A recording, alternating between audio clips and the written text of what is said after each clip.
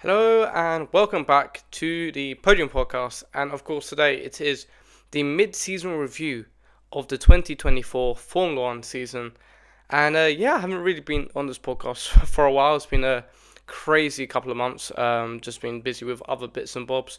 But of course, back into it. I'm back. Formula One is back with the Dutch Grand Prix this weekend. So I thought it's a good time to sit and really analyze what the first, 14 races of a 24 race calendar has given us Formula One fans, and it's been a great season actually. I would say that compared to 2023, this has probably been so much better. It not probably, but it has been a lot better. We've had seven different race winners. We've had actual battles for the lead. We've had battles at the front, battles at the back, some close driving, new race winners with Oscar Piastri, people winning their home Grand Prix, Leclerc and Monaco, Hamilton at Silverstone, which was obviously great to see.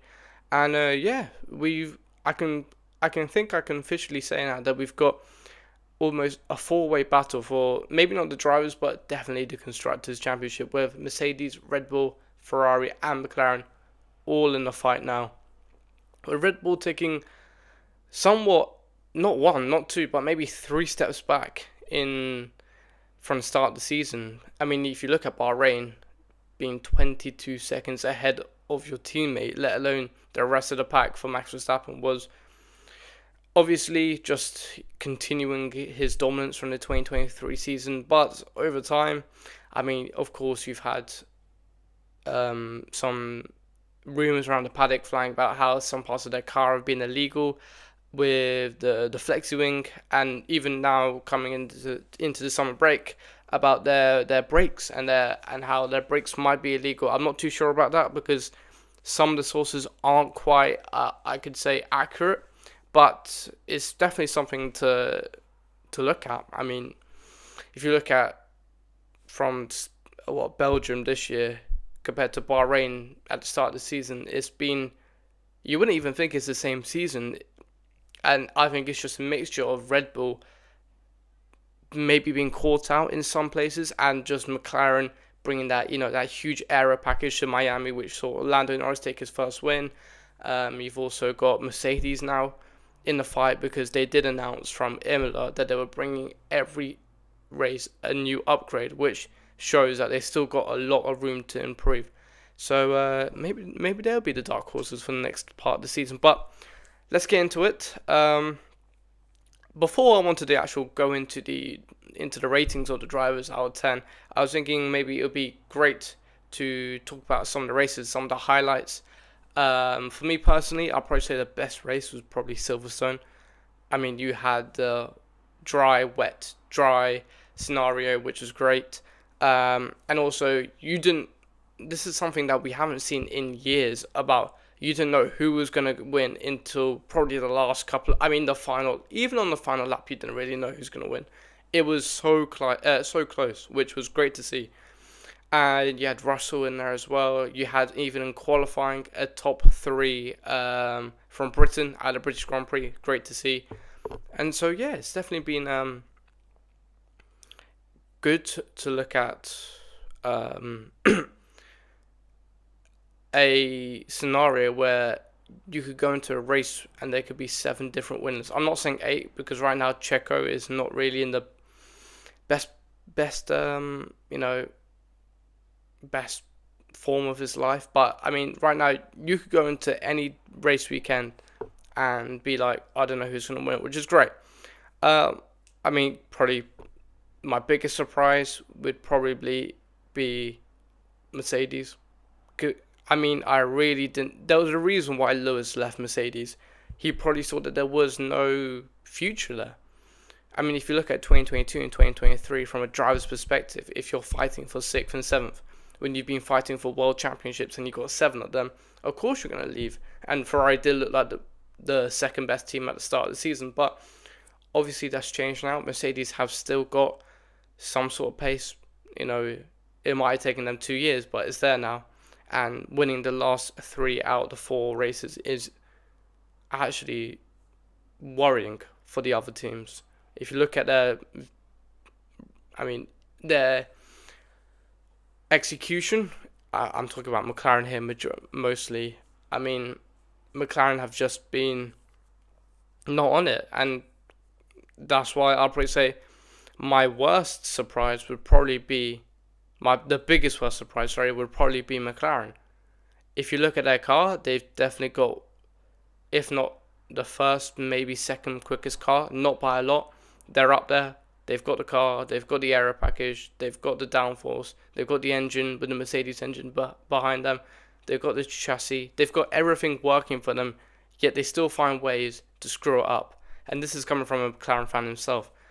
If you look at the last 7 races, maybe 8, from I'll probably say Miami to maybe not Belgium, they could have won all of those races, full stop.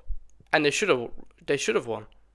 If you got the quickest car, there is no reason why you shouldn't. And also, they do have a very good driver lineup, if not the best driver lineup on the grid.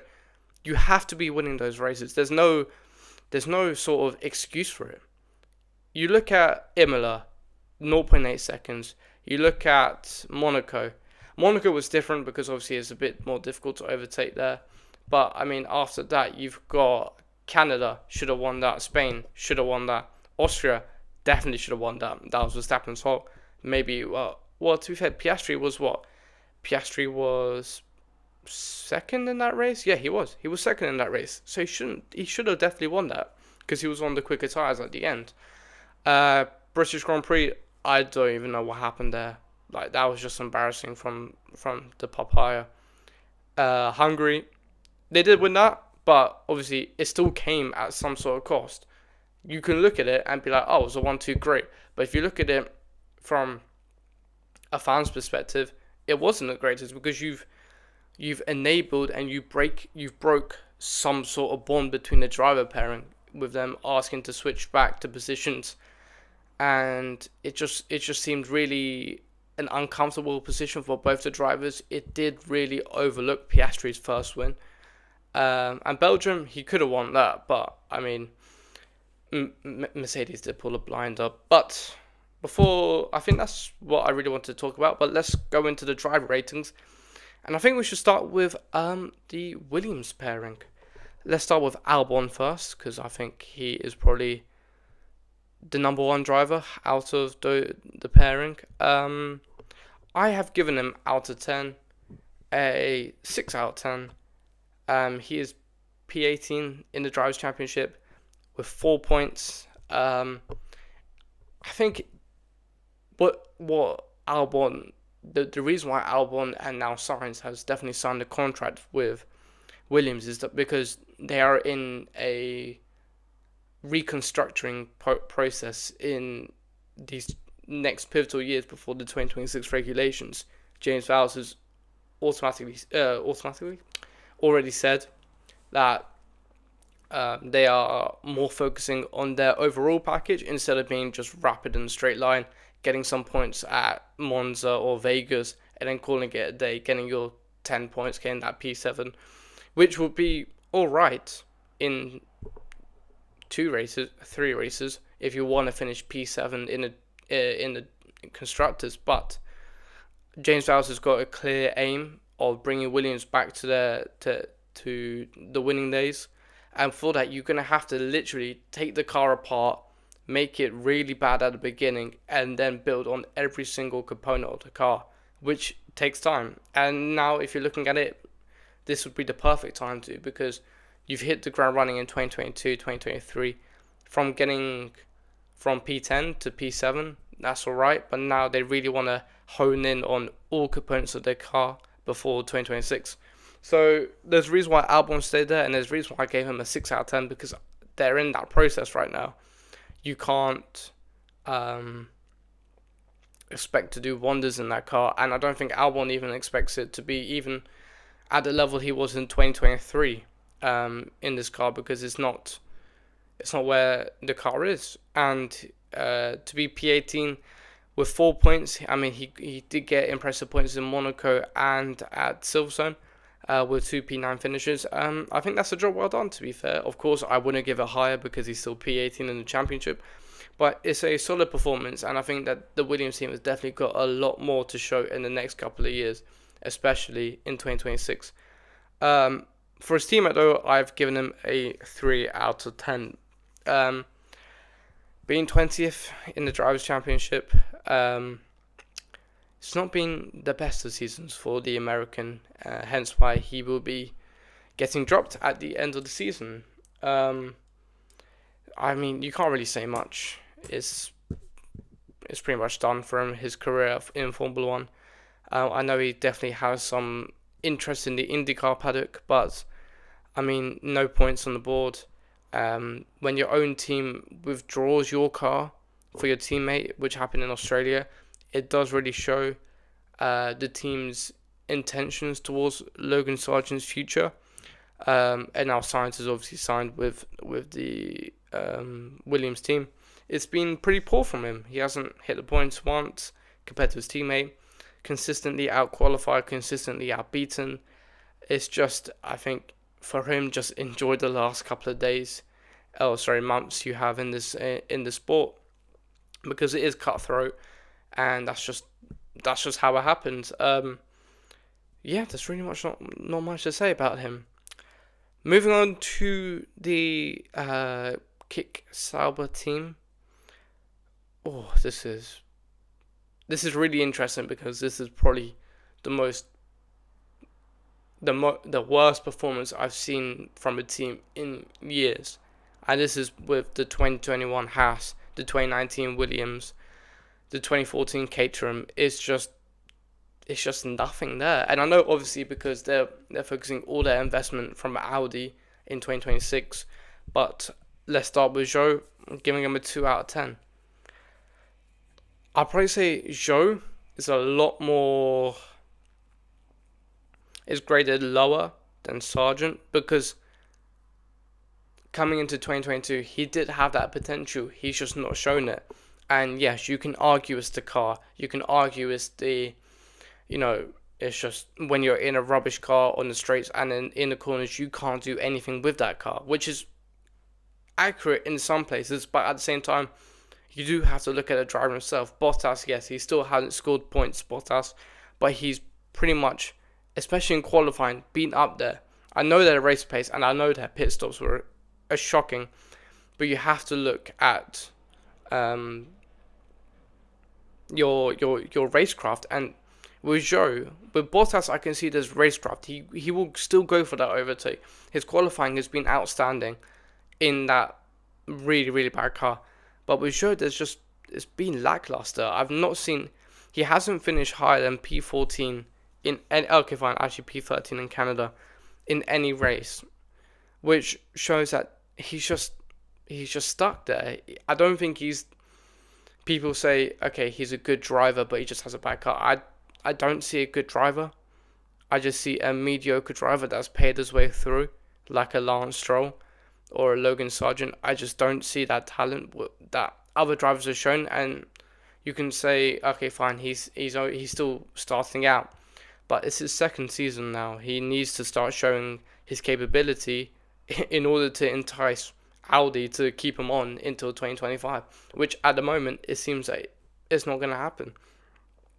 Whereas his teammate Bottas, who I've given a 5 out of 10, has shown that yes, their racecraft, their race strategies are completely appalling, but in qualifying he will still do something, and he's getting to Q2, maybe Q3, which I think we saw in Belgium or Hungary, one of those races. He still has that flicker of talent, which you can see with the experienced drivers, which I think will also help him trying to get a seat for 2025.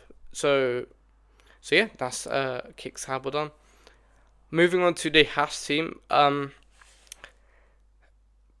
the Haas team have had some really high highs and some really low lows, I think. With Magnussen, I've given him a 4 out of 10. He is a solid P16 in the championship with 5 points.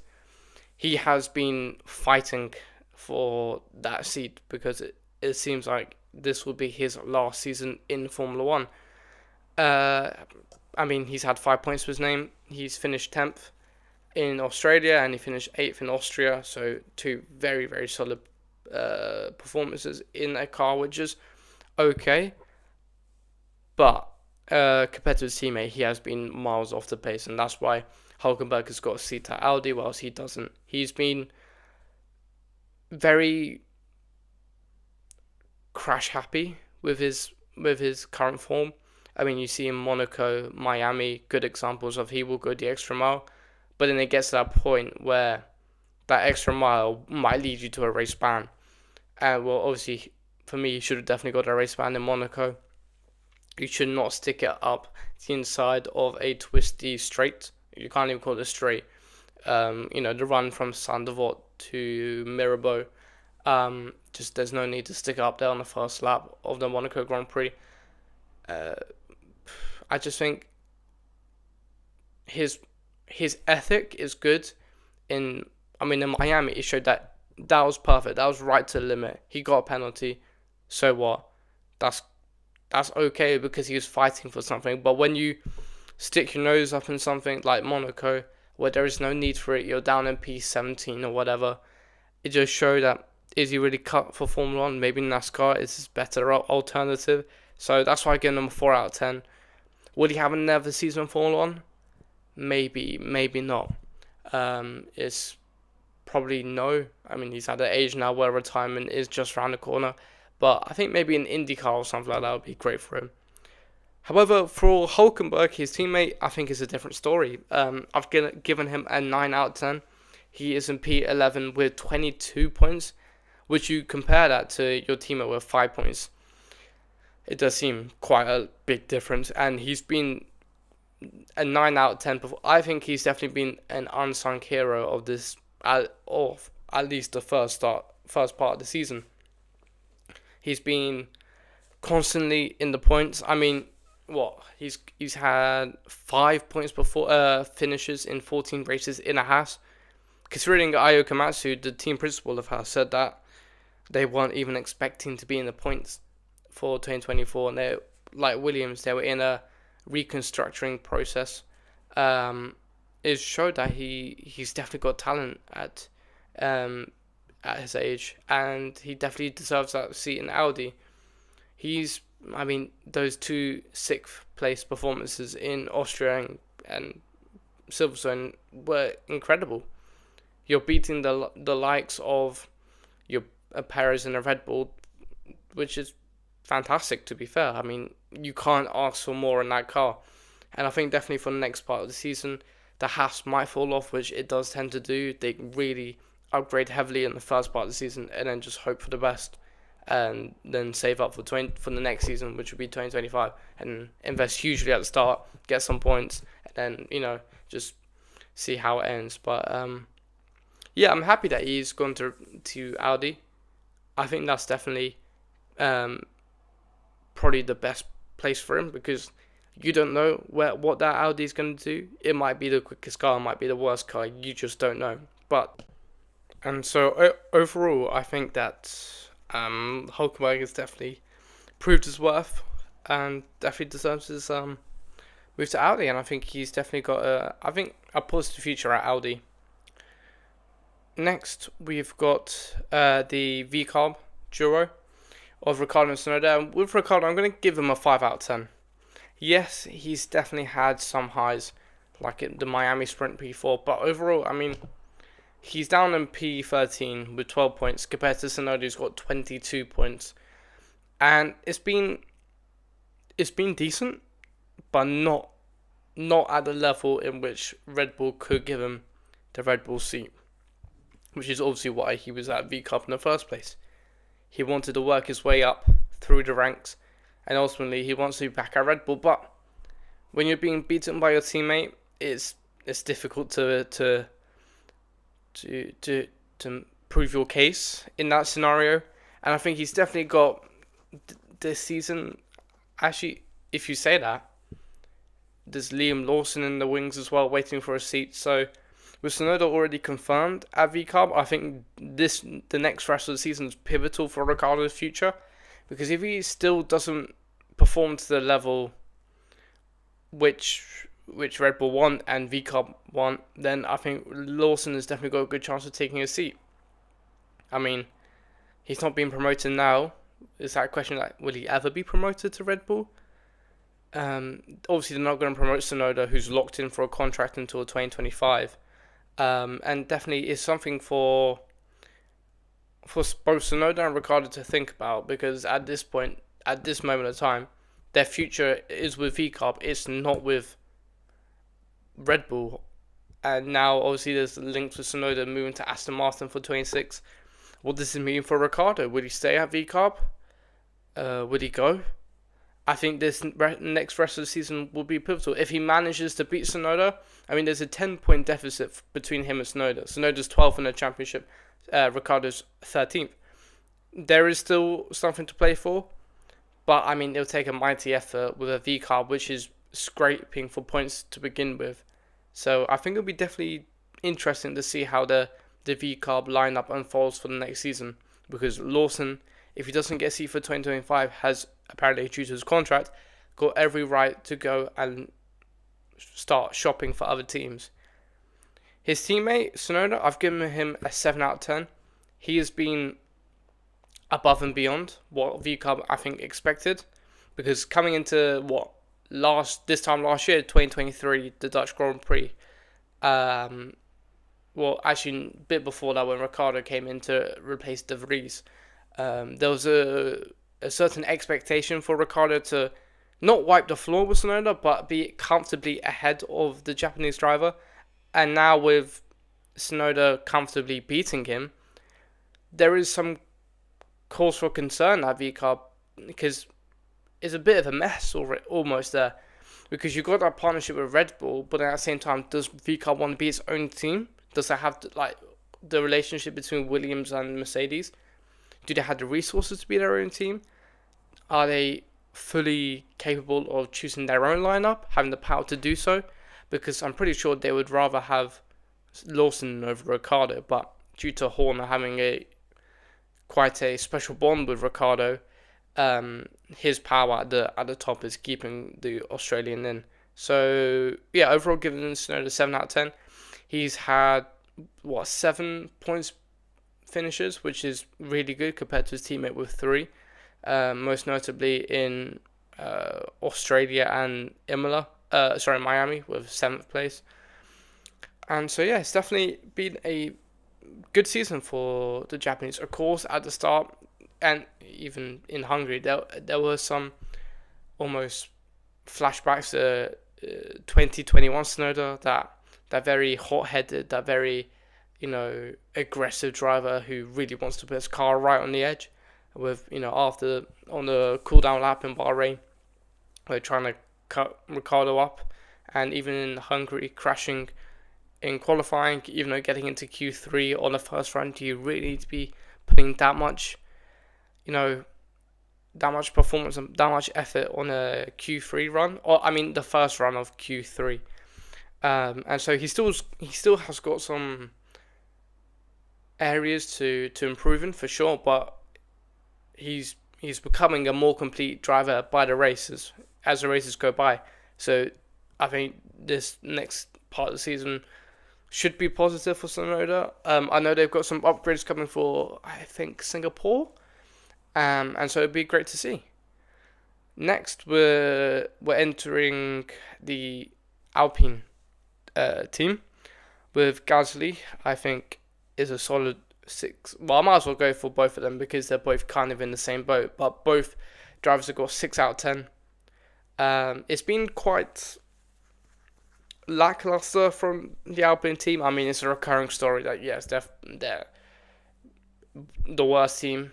They've got pretty much a bad car on the straights, bad engine, bad car on the corners, no aero, just an overall poor performance, which has really seen the drivers have to push so hard for just points when they should be. Both of them should be really aiming for, the top end of points, not really the bottom end. They're both capable drivers. They both should be in, the peak of the greatest point in their career, being in that 25 to 27 age category. They've got both quite a lot of experience now, and so yeah, they've really been pushing that car. I think Gasly's got more out of the car than Ocon. I mean, if you're looking at it, 6 points compared to 5 points is not a huge difference, but it's been difficult for the Alpine team. I mean, at the top, they've got a lot of changes with Bruno Famin leaving, and obviously, Flavio Briatore coming back in, which I don't think many of the paddock was really happy about, after his crash gate in the 2008 Singapore Grand Prix. And so it's definitely something that needs to be sorted out. And now Ocon is leaving to Haas. It opens up a seat. I mean, there's links with Jack Doohan maybe being open to the seat, Mick Schumacher, even Zhou Guanyu, even Carlos Sainz was for a bit. And so Alpine has definitely got some places to really improve in hugely. But, I mean, it was quite worrying at the start of the season to see their car, which was consistently getting points in 2023, be just last. And I think that's just down to the competitive nature of this year's grid. I mean, it is really, really close. That one upgrade could take you from here to there, and not being able to keep up with the upgrades could pretty much get you bottom last. And so yeah. And I think obviously the lowest moment was probably the Monaco Grand Prix. Both of them Ocon crashing into Gasly more than both of them crashing into each other. And I think that's just, and Bruno Famin coming into the media saying, Ocon might lose his seat, which I don't know if he lost his seat, but there was, I think, mutual agreement to leave. And I just don't think I think it's quite a toxic workplace to work in. And I think they need now a new driver to come in, and they need a new, almost management to come in and really, cement the foundations of this team. Because at this rate, I mean, there have been some improvements, but then they go back to being just, the 98th fastest team. So there needs to be some sort of common ground, some sort of I'm forgetting the word, but some sort of just consistency in the team. Moving on to the Aston Martin team. It's been a quite poor season actually for the Aston Martin team. 9th and 10th in the Gyros Championship. I'm giving Alonso a 4 out of 10. It's been quite a poor season. He's not been there. He's been just poor, which is weird to say for a driver who last year was getting podiums and everyone was praising him of how age doesn't matter. Age is just a number. He's proved all these youngsters wrong. He can still win. But I mean, Stroll has, for maybe 5 out or 6 out of the 14 races, outperforming Alonso. It's been, at the start of the season, he was scrapping for those last point performances, but now it's been pretty poor. I mean, on 49 points compared to last year, where he was on at least the 150 mark, there's been a huge step back. Yet again, that might be down to just them not getting enough upgrades, or their upgrades not working, and the whole pack just catching up. But it's been really, really worrying. And then you do think, Alonso is now locked into a contract until past 2026, and there's rumours now going into 2026 that it could be his last season going in 2026. It does make you think, is Alonso unhappy about the future of the team? He is banking hugely on Adrian Newey coming to Aston Martin for 2026. And I think his aim is to probably just win one more championship there and then just be done with it. But, I mean, it's been quite worrying, because if you're in that position now for Alonso, he does not have a bucket load more years left in the sport. You want to be with a team that can get the regulations in 2026 correct. And he's put in a lot of investment in the Aston Martin team. And so this may be a thing that they're just not investing in the 2024 and 2025 car for 2026. But, I mean, he's not happy, obviously, finishing in P12s, P13s, even last place in Imola and Austria. And so yeah, I mean, there's been videos circulating of him tracking his helmet to the floor and, just being really just upset about the current situation. But I think he might be more upset about himself and his own performance than the team, because if you look at his teammate, which I've given him a 5 out of 10, I've actually graded Lance Stroll better than Fernando Alonso this season. Stroll has been at Alonso's level, and it's been strange to see because last year there was a huge difference between the two. But I mean, it's been neck and neck between the two. You look at Canada, a 6th and 7th. You look at Britain, Stroll outpaced Alonso, finishing 7th while Alonso finished 8th. In Hungary, he got a point when Alonso didn't. Same in Imola. In Australia, Lance Stroll finished 6th, whilst Alonso finished 8th. And so it's been a really decent season for Stroll. Compared to what he was last season, he's improved a huge amount, which is great to see, considering the amount of hate he gets. And so yeah, it's definitely a positive for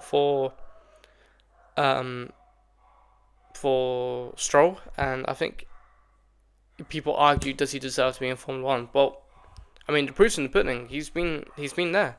Yes, there is nearly a 30-point difference, but compared to last season, he has improved. He has taken that extra mile to match Alonso, which, to be fair, shows that either he's just found an area and he's just found a gear which he could just go into, or or Alonso is just not been performing. But regardless, he's there. He's at Alonso's pace.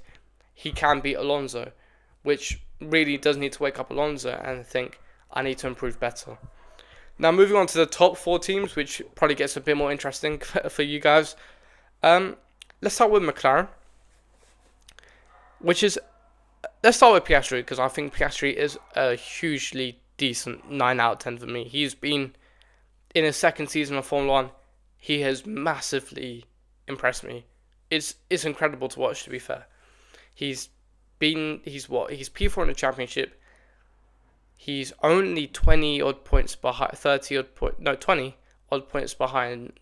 Lando in the Driver Championship. He will probably overtake Leclerc for 3rd place in the championship.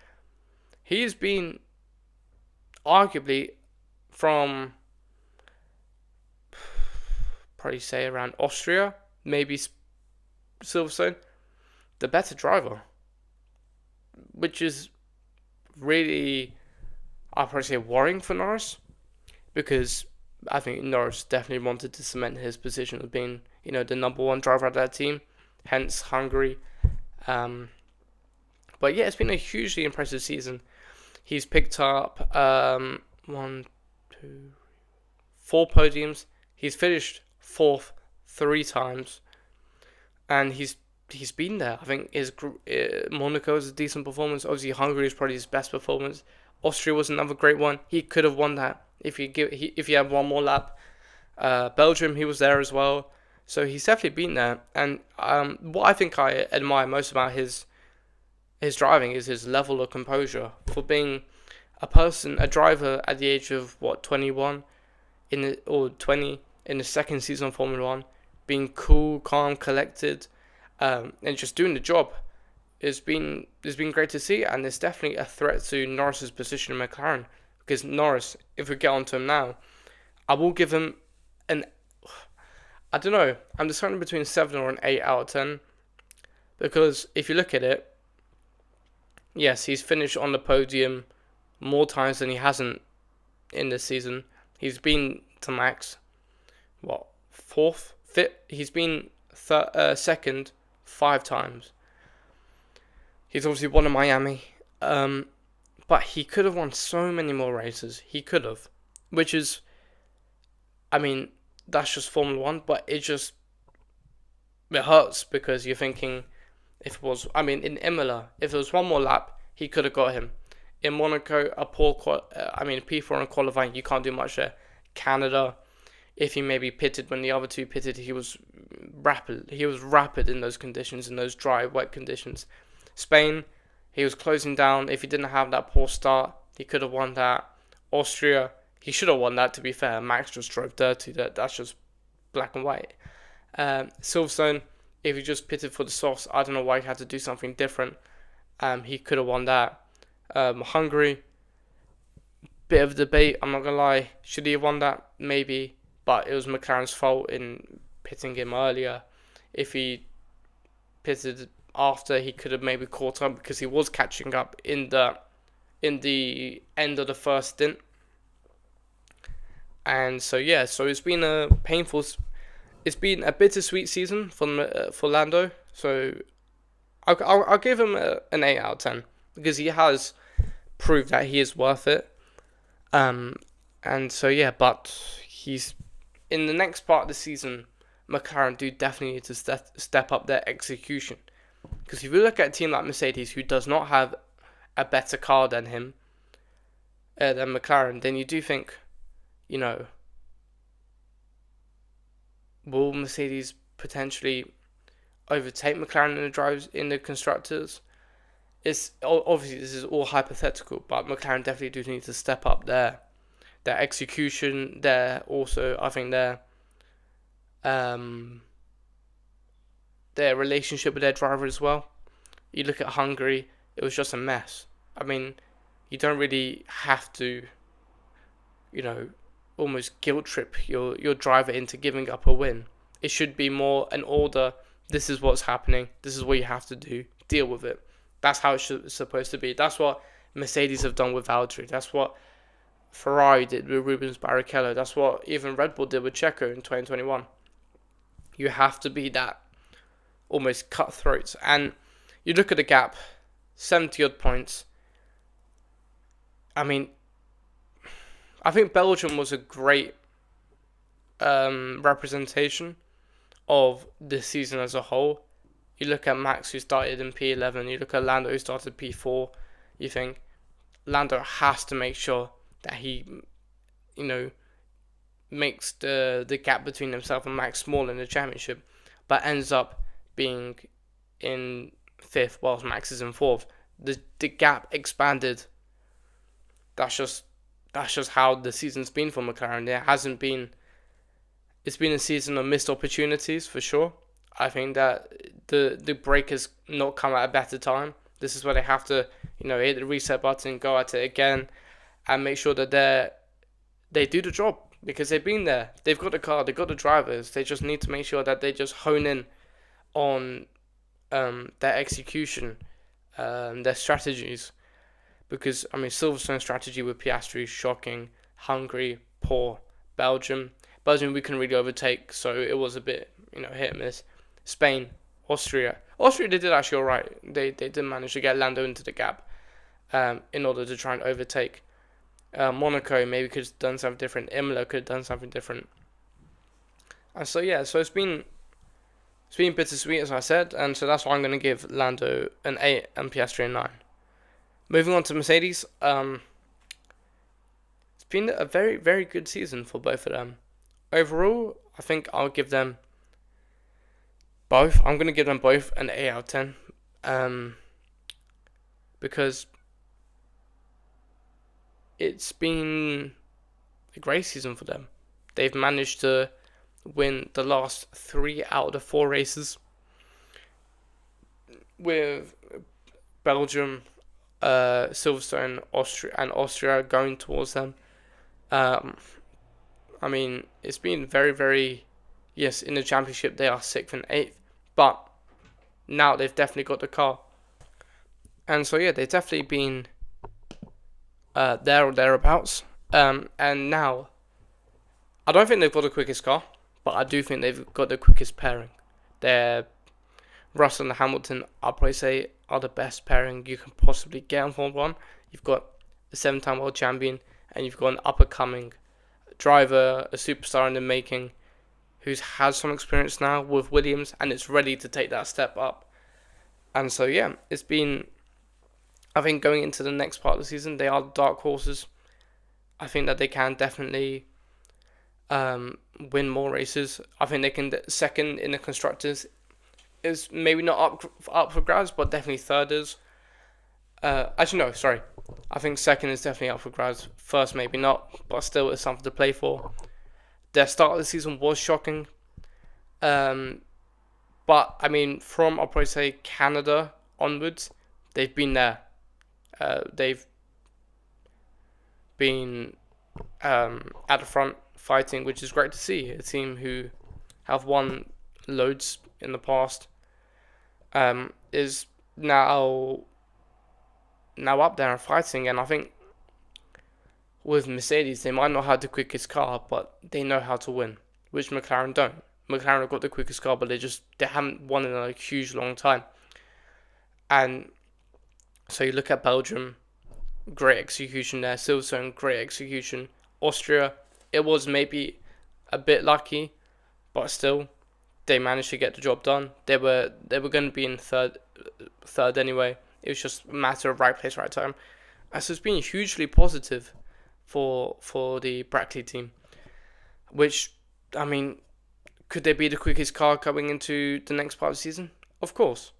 I think any of the top three, even Ferrari can, because it's just so tight at the front. You don't know who's going to win. One upgrade could make them miles ahead of the others. That's how close it is. For Ferrari, the next team, who are to be judged, both giving them a 7 out of 10. The reason for this is because they've definitely had some highs, but now I know you don't want to have recency bias into it. Yes, the last part of the season has been a bit shocking. I mean, if you look at Leclerc at the start of the season, getting the podiums, won in Monaco, happy days. But, I mean, Canada retired, Austria 11th, Silverstone 14th. I mean, you do think, damn, it was a bit of a fall off. But, I mean, Leclerc did start on pole in Spa. There might be, something, a new upgrade that might have taken them to the next level. But they definitely need to make sure that they find some more areas to improve, because they both got the drivers. At the start of the season, second fastest car, they were there. They were on the podium. They were ready. But now their car has definitely fallen off, and their strategies have been a bit questionable. But both drivers have won a race. Sainz at the start of the season, probably the most informed driver. Still is, I'd probably say. He's actually been really consistent. I mean, he's finished third. He withdrew on Saudi for, obviously, Oliver Behrman. Won at Australia, third in Japan, fifth in China, fifth in Miami, fifth in Imola, third in Monaco, retired in Canada, sixth in Spain, third in Austria, fifth in Silverstone, sixth in Hungary, sixth in Belgium. Actually, I'll give Sainz an 8 out of 10, because he's been extremely consistent, which I think Ferrari definitely needed, and I think Williams will need coming into next season. And so it's definitely been a great season for them. Better than last year, but I mean, they're the fourth quickest team right now. They need to make sure that they get something done with their car in order to make sure that they get to the next stage. Finally, we've got Red Bull. I think let's start off with Perez, because I think he's probably the most obvious. 3 out of 10. It's been shocking season for him. At the start of the season, yeah, he was there. It was like last season. I just don't know what happened. From China onwards, I mean, he's not in the best performance season of his life. And I think Spa really did show that as well. You qualify second, you're thinking, a podium, this is it. It's podium time for Checo, finally. Finishes 7th, you're thinking, what happened? Was the strategy wrong? No, he was just really, really slow and easy to overtake in a race which had pretty much not many overtaking opportunities because of the DRS train. And I think, no, honestly, I don't know how he's kept his seat for next season, for this season. I think it's just maybe down to Checo being maybe the best. I was going to say the best driver out of Ricciardo and Tsunoda, but he's not. I mean, he's been just completely off it. P8 in, I mean, you look at from Miami, P4 Miami, P8 in Imola, retired in Monaco, retired in Canada, P8 in Spain, P7 in Austria, P17 in Silverstone, P7 in Hungary, P7 in Belgium. I mean, he was overtaken by Russell. Obviously, the DNF, the disqualification put him back into 7th. But I mean, it's a matter of time before he's at the bottom of Formula A. He's just been poor. His racecraft's been poor. His qualifying's probably been the worst one out of all of them. I think something crazy like Hulkenberg's had more Q2 appearances than Checo. It's just been poor, and when your teammate's doing that well, there's just no excuse. The car may not be as great this year than it was last year, but I mean it's still up there. It's still, I mean, in the top 3 at least. It's just there's no excuse for it. He should be finishing at least maybe in the top 5, top 6, but you're just miles off your teammate. You're miles off the rest of the drivers who may not even have the same level of car now. It highlights his flaws hugely. Maybe last season there was some sort of barrier because the car was that good, but nowadays he's got nowhere to hide. And so yeah, he's been caught out hugely. Will he have a seat for 2025? He needs to improve this 2024 season in order to keep his seat.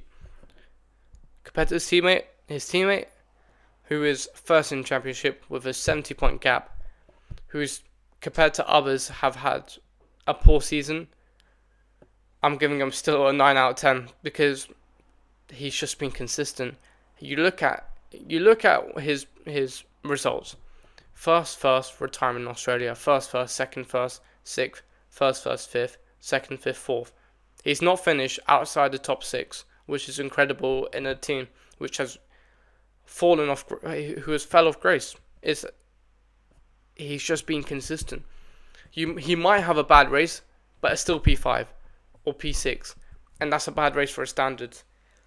And that's why he's so good in the championship. He will still find point scoring performances compared to Lando, who might, or maybe not Lando, or Lando who might finish 8th, or he might have like a P5 or something like that. He's been there. He's been on the podium more times than he hasn't.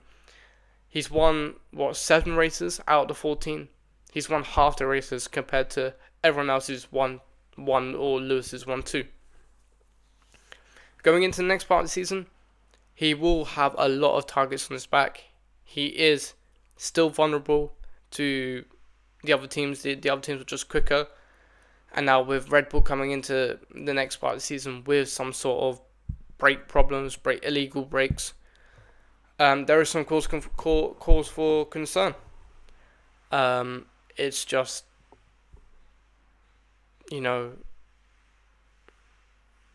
it's not unfortunate. It's good to see more fighting, but I mean, he has had some poor performances like Hungary, reckless, Austria, reckless, and so yeah, I definitely think that he is the best driver on the grid right now. Yes, for sure. Would I say he's in the best car? No, but he still manages to win races. That's why he's a 3-time world champion. That's why he's got a 70-point gap between him and second place. He has that cushion going into the next part of the season, but he will need to make sure that he just performs to the level he is. I mean, it only takes like a P9 or P8 and Lando to win, and Lando's back into it. The gap should have been smaller, yes, but that's the way it is. I think the first part of the season helped him a lot, create that barrier. And so yeah, it's definitely an interesting second part of the season to go into. Dutch Grand Prix next, his home Grand Prix. He has to win that. Every time he's raced there, he's won from 2021 onwards. And so yeah, I think it'd be, if he doesn't win in Netherlands, then I think then definitely there's something. He won't be happy. That's all I can say. He won't be happy. And I think that's it. To be fair, I think that's a good place to wrap up the podcast. going into the next part of the season will be interesting for all the drivers. It'll be interesting to see how this title fight unfolds, if there is one. Still have hope, I suppose, but that's pretty much it. Hope you like and make sure to subscribe. Leave a comment if you want, and see you for, I think, the Dutch Grand Prix predictions, which will go out tomorrow. So yeah, thank you.